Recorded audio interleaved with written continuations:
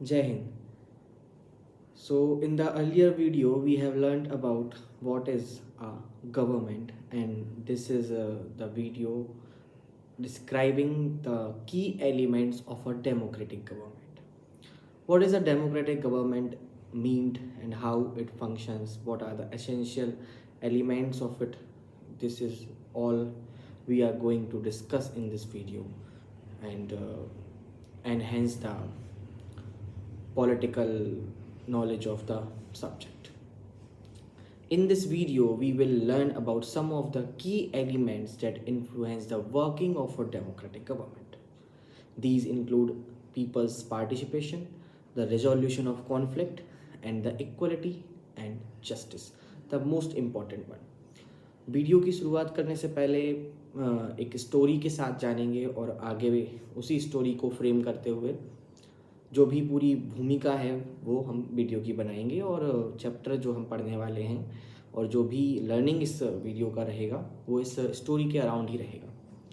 बात है south Africa की, जो कि एक कंट्री है।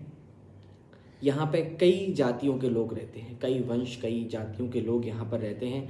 कुछ वो लोग हैं जो प्रॉपर साउथ अफ्रीका के हैं, जो कि कलर में ब्लैक हैं, और कुछ वो लोग हैं जो वाइट्स हैं, जो वहाँ पर सेटल हुए हैं यूरोप से आकर, और कुछ वो लोग हैं जो इंडिया से आकर वहाँ पर as a trader as a worker वहाँ पर जाके सेटल हुए हैं।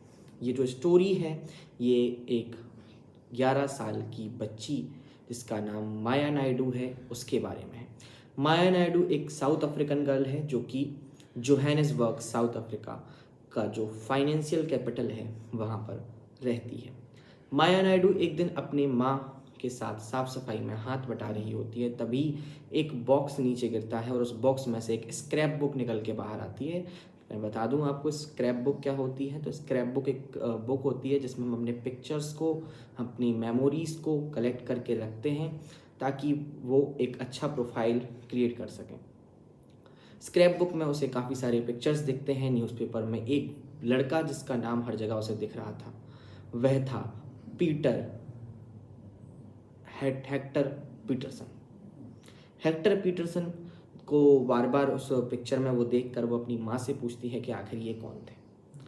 तो माँ उसको बताती है कि इनको पुलिस के द्वारा गोली मार दी गई थी। तो इतना सुनकर माया आश्चर्यचकित हो जाती है, वो शॉक हो जाती है। तो वो पूछती है ऐसा क्यों, पुलिस ने इनको गोली क्यों मारी। माँ बताती है कि साउथ अफ्रीका पहले अपार्थाइड लॉज से गवर्न होता था। अपार्थाइड लॉज अगर वर्ड का मीनिंग देखें तो रंग भेद, रंग के आधार पर होने वाले भेदों को हम अपार्थाइड बोलते हैं। तो अपार्थाइड लॉज होते थे साउथ अफ्रीका में। पूरा अफ्रीकन मास बटा हुआ था, वाइट्स में, कलर्ड एंड ब्लैक्स में। वाइट्स एक डिस्क्रिमिनेशन की वॉल बना के रखे हुए थे अपने और ब्लैक्स के बीच में एंड कलर्ड पीपल के बीच में। अकॉर्डिंग टू द लॉ अगर हम बात करें तो वो रेस जो कि वाइट है और जो कि ब्लैक है वो आपस में मिंगल नहीं कर सकते। They can not mix it. वो आपस में किसी भी प्रकार का communication, they can not reside in a particular area together. They have to be separated. They can not use common facilities. We will describe them. This is in brief. Maya ऐसा सुनती है तो उसे अपने कानों पर विश्वास नहीं होता कि आखिर ऐसा कैसे हो सकता है कि जिस कंट्री में आज हम इतने अच्छे से रह रहे हैं और वहाँ कुछ समय पहले ऐसा होता था। तभी जैसे ही माया ऐसे आश्चर्य से अपनी माँ से पूछती है तो उसकी माँ उस पर नाराज़ हो उठती है कि उस समय की चर्चा मत करो, वो समय बहुत दर्दनाक था। तो वो फिर उनको बताती है कि हाँ ऐसा ही होता था कि डिस्क्रिमिनेशन बहुत हाई लेवल पर था। ना सिर्फ फैसिलिटीज़, इवन हॉस्पिटल्स। अब जब हॉस्पिटल्स हैं तो फिर एम्बुलेंसेस भी। तो जो वाइट्स वाली एम्बुलेंसेस हैं उनमें ज़्यादा सुविधाएं हैं, वो वेल फैसिलेटेड हैं। But in case if we compare the white ambulances and ambulances for the blacks and coloured people, they are not as well as the whites one. Similarly trains हों, bus stops हों, या फिर वो कोई भी facility हो, public facility, सब में सेपरेशन क्रिएट करके रखा गया था कि कहीं भी वाइट्स को ब्लैक्स का सामना ना करना पड़े। नॉन वाइट्स को वोट देने का अधिकार भी नहीं था कि वो अपनी डेमोक्रेसी में अपना पार्टिसिपेशन दे सकें और उस गवर्नमेंट को प्रमोट कर सकें जो उनके अधिकार की बात करती है, जो उनका इंटरेस्ट बताती है, but they are not allowed to vote. और जो अफ्रीका का या जो उस समय रीजन का जो बेस्ट पार्ट होता था सेटलमेंट का, वहाँ सिर्फ वाइट्स को ही अलाउड था कि they are permitted to reside, but in case the bad part of the land only the blacks are permitted. तो जो अच्छी जगह है वो वाइट्स की, और जो शहर का जो झुग्गी झोपड़ी वाला जो इलाका है वो ब्लैक्स के लिए। That was the level of discrimination. एक टाउन था, वहीं एक टाउन था जिसका नाम था south western township. South western township का ही जो एब्रीविएशन है स्वेटो, वहाँ का रहने वाला एक लड़का था जिसका नाम था हेक्टर पीटरसन। हेक्टर पीटरसन अपने दोस्तों के साथ प्रोटेस्ट में जुड़ जाता है, वो प्रोटेस्ट ज्वाइन कर लेता है। वो प्रोटेस्ट क्या था? वो प्रोटेस्ट ये था कि जो अफ्रीकान लैंग्वेज उनको सिखाई जा रही थी forcefully by the whites, they protested that they do not want to read it, they do not want to learn it, but in the pressurizing manner the whites were trying to force their choices and deprive them of their own. And instead of learning the African language, they are in support of Zulu language, which is an South African language. But indeed, the African police beat them very rudely, harshly, and mercilessly, and even fired on the crowd. And in this firing, a boy that was Hector Peterson was shot dead.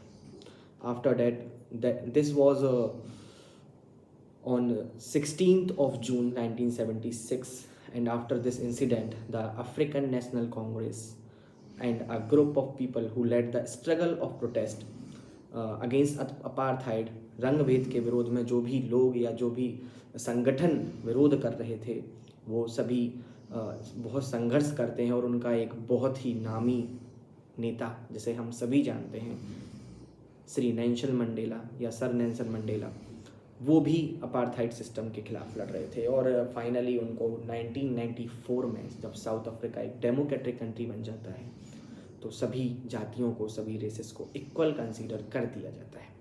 इस प्रकार से apartheid system का हमने देखा कि कैसे ये deprive हुआ या कैसे इसको एलिमिनेट किया गया। अभी हम देखेंगे अपने की फीचर्स। हम जो क्वेश्चंस इससे लेंगे वो आपको बेहतर समझाने में प्रयास करेंगे कि आखिर मैंने ये स्टोरी आपको क्यों बताई। सबसे पहले हम बात करेंगे, जो सबसे पहला फीचर है वो है हमारी डेमोक्रेसी का participation of all the masses. हर वो व्यक्ति जो उस देश में निवास करता है, he has the right to participate in the vote. As we all know, in the earlier video we have learned that government is elected through the process of election and all adults have the right to vote. But there is no barrier, there is no limitation that who will vote. Everyone who is a citizen of a country, of a nation, will have the right to vote, nonetheless of any discrimination on the basis of religion, race, caste, sex and place of birth. Through the process of election, through the process of voting, people elect their representatives, और यह उनसे उम्मीद करते हैं लोग कि वो उनकी आवाज़ सभी तक पहुंचाएंगे और उनका हित, उनका इंटरेस्ट सभी के सामने रखेंगे। इसके बाद अगर गवर्नमेंट ऐसा नहीं कर पाती है, तो ये नहीं है कि एक बार सरकार बनी तो हमेशा के लिए ही बन गई। हर 5 साल में वो फिर से री इलेक्ट होगी। अगर वो अपना काम अच्छे से करती है तो it is in the hands of the masses that whether they will elect them और विल दे रिमूव और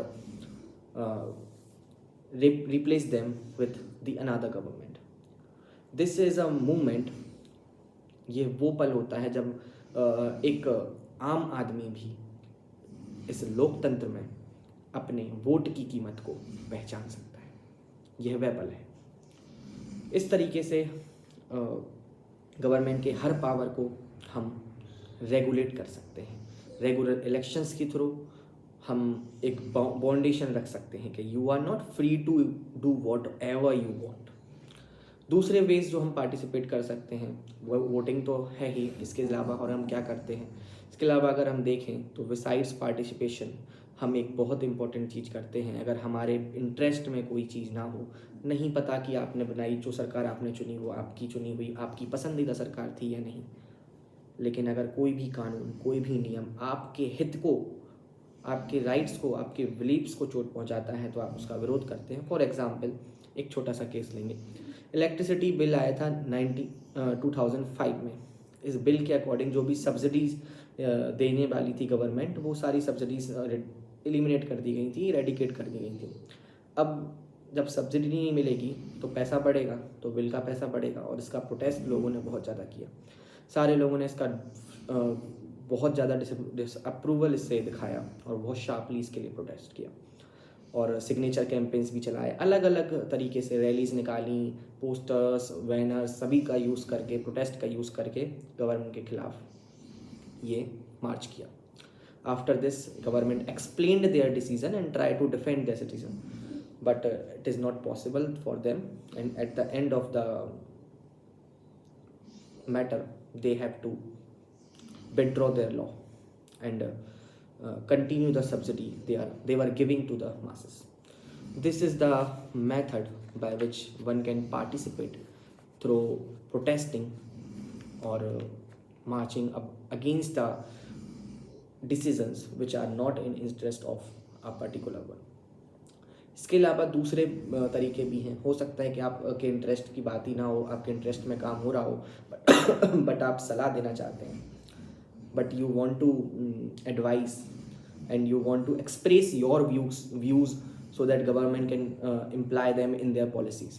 इस तरीके से आप कैसे कर सकते हैं, तो इसके लिए आप धरना दे सकते हैं, रैलीज आपने देखे होंगे, स्ट्राइक्स आपने अक्सर देखे होंगे, ये सारी बातें आपने इन सभी पार्टिसिपेशंस के दौरान देखी होंगी।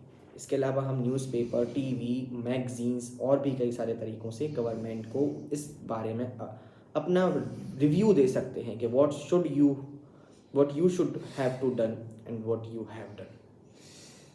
So there are some of the ways of participation. इसके अलावा अगर हम देखें तो हर व्यक्ति के लिए, हर रेस के लिए ये संभव नहीं है कि वो प्रोटेस्ट ही करें।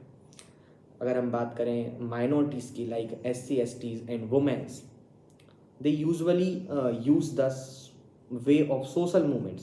सामाजिक आंदोलन का वे रास्ता चुनते हैं, और ये सामाजिक आंदोलन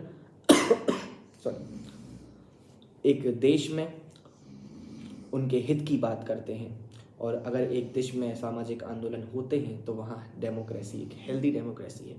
आपने अक्सर देखा होगा आपके शहर में, आपके इलाके में, जब भी कोई ऐसी घटना होती है या कोई भी ऐसा कानून या नियम पास किया जाता है, सरकार द्वारा पारित किया जाता है, जो कि कॉमन मासेस के इंटरेस्ट में नहीं है, तो अपोजिशन या फिर कोई भी वह व्यक्ति जो उस निर्णय से संतुष्ट नहीं है, वो उसका विरोध करता है। तो अगली टाइम जब आप रैली देखें तो आप 1 मिनट रुक कर ज़रूर ये पता करें कि ये रैली किसके विरोध में है, इसमें मेन लीडर कौन है और ये क्यों हो रही है। ये सारी जानकारी आप ज़रूर रखें, क्योंकि आप भी इस डेमोक्रेसी का हिस्सा हैं। सेकेंडली हम जो पॉइंट देखेंगे वो है नीड टू रिजॉल्व कॉन्फ्लिक्ट। विवाद को सुलझाने की जो आवश्यकता है वो भी हमें इस डेमोक्रेसी में ही दिखती है। माया की स्टोरी में आपने देखा कि कैसे वायलेंस हुआ, और वायलेंस के दौरान एक ग्रुप जो कि वाइट्स का था, वो प्रोटेस्ट को दबाना चाहता था, वो रोकना चाहता था, बट वो हैंडल नहीं हुआ और इसके बाद उन्हें फायरिंग करना पड़ा, जिसमें वायलेंस हुआ। कॉन्फ्लिक्ट्स तब होते हैं जब अलग अलग कल्चर, धर्म, रीजन और इकोनॉमिक बैकग्राउंड से आने वाले लोग, उनके हित उनको नहीं मिल पाते।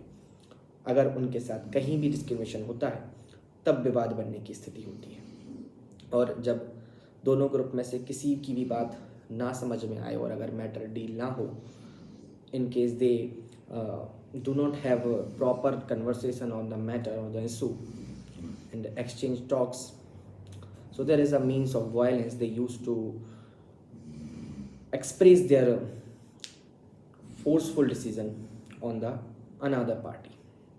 ऐसे ही कॉन्स्टिट्यूशन ने कुछ लॉज बनाए हैं जो हर किसी पर लागू होते हैं, वो हर किसी को मान्य होते हैं, और यही लॉज तय करते हैं कि दो लोगों के बीच में अगर कन्फ्लिक्ट हो रहा है या कोई भी डिफरेंसेस हैं तो उन्हें किस आधार पर आप रिजॉल्व करेंगे, उन्हें कैसे आप सही करेंगे और किसका हित होगा इसमें, किसको न्याय मिलना है, क्या करना है। रिलीजियस पोसेशंस और सेलिब्रेशंस इनमें से एक है। मान लीजिए किसी भी धार्मिक कार्यक्रम को लेकर रैली निकलने वाली है और वो एक ऐसे रास्ते से निकलने वाली है जहाँ पर विवाद की स्थिति बन सकती है, तो दोनों मामलों को बुलाने का काम पुलिस करेगी और दोनों पार्टीज़ को बुलाकर वो सुलझाने का प्रयास करेगी, कैसे इस मामले को सुलझाए। और इन केस दोनों पार्टियां नहीं मानती हैं तो फिर ये पुलिस की जिम्मेदारी है कि वो कुछ ऐसा करे कि पत्थरबाजी जैसी घटनाएं या किसी भी प्रकार का हिंसक माहौल ना पैदा हो पाए। ये पुलिस का, ये तो हो गया एक सामाजिक ओकेशनली होने वाला सेलिब्रेशन जिसके दौरान रैलीज निकल सकती हैं। कन्फ्लिक्ट सिर्फ धर्मों के बीच में, लोगों के बीच में, जातियों के बीच में ही नहीं होते, कन्फ्लिक्ट्स स्टेट्स के बीच में भी होते हैं। जब दो स्टेट्स लड़ते हैं रिसोर्सेज को लेकर, इसका एक बहुत साधारण और बहुत शानदार उदाहरण हम देख सकते हैं कावेरी नदी को लेकर। कावेरी नदी जो कि कर्नाटक तमिलनाडु से गुजरती है। अब ये जो स्टेट्स हैं ये लगभग पिछले 30 साल से इस कन्फ्लिक्ट में फंसे हुए हैं। कावेरी नदी सबसे पहले तो कर्नाटक में कृष्णा राजा सागर डैम से निकलती है और उसके बाद तमिलनाडु में पहुंचती है जहां पर मैत्तूर डैम में वो पहुंचती है। कर्नाटका में जब कृष्णा सागर राजा डैम में वो पहुंचती है तो वहाँ से बेंगलुरु की इलेक्ट्रिसिटी, वहाँ के लोगों की ज़रूरतें, सिंचाई, कैनल्स को पानी मिल पाता है। और यही नदी डाउन स्ट्रीम में जाए तो फिर तमिलनाडु में मैत्तूर डैम में पहुँचती है और वहाँ पे प्रॉपर जो यूज़ है इसका वो इरिगेशन के लिए है। अब कई बार डाउन स्ट्रीम को पानी नहीं मिलता है तो इस पर विवाद हो जाता है और कावेरी नदी तो शांत बहती रहती है, बट दो स्टेट्स पिछले 3 साल से इसी मुद्दे पर गरमाए हुए हैं और आपस में विवादित हैं। इन दोनों स्टेट्स के बीच में आखिर में सेंट्रल को आना पड़ा और ये बताना पड़ा, ये तय करना पड़ा कि क्या नीडफुल हो रहा है, दोनों को सही और उचित मात्रा में पानी मिलना चाहिए, किसी के साथ भी डिस्क्रिमिनेशन ना हो। तो ऐसे कन्फ्लिक्ट्स अक्सर राइज होते हैं। ऐसा ज़रूरी नहीं है, यह आवश्यक नहीं है कि दो लोगों के बीच में ही कन्फ्लिक्ट्स हों। कन्फ्लिक्ट्स दो स्टेट्स के बीच में हो सकते हैं। And the last important thing of the aspect we are going to talk about is the equality and justice. This is the finest beauty of democracy. समानता और न्याय ये दो ऐसी चीज़ें हैं कि एक दूसरे के पूरक हैं। अगर समानता नहीं है तो न्याय आप कभी नहीं दे पाएंगे, और अगर समानता है और न्याय नहीं है तब भी आप आदर्श डेमोक्रेसी या फिर आदर्श लोकतंत्र का उदाहरण पेश नहीं कर सकते। One of the key features of the democratic government is its commitment to equality and justice. Equality and justice are inseparable, ये एक दूसरे के पूरक हैं। अगर इन्हें आप अलग करेंगे तो आप सस्टेन नहीं कर पाएंगे एक डेमोक्रेटिक गवर्नमेंट को जैसा कि वह होनी चाहिए। अगर हम बात करें तो पुराने समय में हमें अनटचेबिलिटी की प्रथा देखने को मिलती है जो आज कानूनी तौर पर प्रतिबंधित है। हमें देखने को मिलता है कि लोगों को शिक्षा का अधिकार नहीं था, लोगों को कुओं से पानी भरने का अधिकार नहीं था, लोगों को मंदिर जाने का अधिकार नहीं था, लोगों को प्रार्थना करने का अधिकार नहीं था, लोगों को मेडिकल फैसिलिटीज़ का अधिकार नहीं था, इवन उनको ट्रांसपोर्ट का भी अधिकार नहीं था। ऐसे हमने कई सारे लीडर्स देखे, जैसे डॉक्टर अंबेडकर जैसे महान नेताओं को हमने देखा जिन्होंने इस सभी के प्रति अपने विरोध को प्रकट किया और लोग समाज को जगाया और ऐसे कानून बनाए जिनसे आज सारे समाज में एकता का माहौल और सभी को समानता से देखा जा सकता है। गवर्नमेंट ने भी इस चीज़ को पहचाना और ऐसे प्रोविज़न बनाए ताकि जो सोसाइटी में जो ऐसे ग्रुप्स हैं जिनके साथ डिस्क्रिमिनेशन होता है, जो अनइक्वली ट्रीटेड होते हैं, उन्हें इक्वल वेज में हम ट्रीट कर सकें। ये कुछ वेज थे। अगर उदाहरण हम इनका देखें तो आप देख सकते हैं एक बच्चा और एक बॉय और एक गर्ल के बीच में। यूजुअली सोसाइटी में बॉय को एक बहुत अच्छा चाइल्ड माना जाता है, बॉय को पैम्पर ज़्यादा किया जाता है in comparison with girls. Boys are allowed to be free, they can वो कहीं भी जा सकते हैं, कहीं भी घूम सकते हैं, वो they can vendor anywhere, but in case of girls they have to be at home and should learn household works instead of going outside to study and make new friends and see the outside world. This is how the society works, but it is not the actual application of the law. It implies that every girl should have right to education and so have the right to live freely without any hampering or hustle. This is all the law says. For this कई प्रकार के आंदोलन, सरकारी जागृतियाँ और प्रचार किए जाते हैं जहाँ पर बेटा बेटी को एक समान दिखाने की बात कही जाती है। बच्चियों के स्कूल की फ़ीस माफ़ करना, बच्चियों को सुविधाएं प्राप्त कराना ताकि वो किसी प्रकार से किसी भी कारण से वो यहाँ जरूर आए। जैसे कि आपने तमिलनाडु वाले केस में देखा होगा कि मिड डे स्कीम सिर्फ इसलिए चलाई गई थी ताकि बच्चों का शिक्षा के प्रति रुझान बढ़ाया जा सके, वो किसी भी बहाने शिक्षा लेने आए ताकि उनका अटेंडेंस लेवल बढ़ सके, ताकि वो कुछ तो सीखें, क्योंकि शिक्षा से ही विकास हो सकता है, बिना शिक्षा के विकास संभव नहीं है। इस प्रकार हर वह व्यक्ति जो अशिक्षित है वह एक पशु के समान हो जाता है, इसलिए यह आवश्यक है कि हर व्यक्ति के पास शिक्षा हो। तो सरकार का काम यह सुनिश्चित करना है कि हर व्यक्ति का विकास हो, तो वो हर बार शिक्षा की, स्वास्थ्य की और ऐसी जिम्मेदारियों की बात करती है जो वो अक्सर जिसके लिए वो रिस्पॉन्सिबल ठहराई जाती है। तो अगर मैं आपसे पूछूं कि आप अगर किसी स्कूल का वे जो फीस है उसको मैं कम करूं तो बच्चों की संख्या बढ़ेगी, तो आप ऑब्वियस सी बातें कहेंगे कि हाँ बढ़ेगी। तो ऐसे ही कई सारे प्रावधान हमारी सरकारों ने किए हुए हैं जहाँ से हम स्त्री शिक्षा या फिर बच्चियों को शिक्षा का जो अधिकार है, जैसे आप पिछले समय में भी देखें तो बहुत संघर्ष के बाद यह शिक्षा, यह अधिकार बच्चियों को मिला है। अब कुछ क्वेश्चंस आपसे मेरे रहेंगे जिनका आंसर आप मुझे कमेंट सेक्शन में बताएंगे और अपने विचार भी मुझे साझा करेंगे। फर्स्ट ऑफ ऑल मैं जानना चाहूँगा कि जैसे मैंने आपको बताया कि कैसे गवर्नमेंट हेल्प करती है, कई बार सोशल ऑर्गेनाइजेशंस, NGOs भी हेल्प करते हैं। आपने भी क्या कभी एक ऐसी हेल्प की है? आपने भी कभी क्या एक डिस्क्रिमिनेशन को होने से रोका है?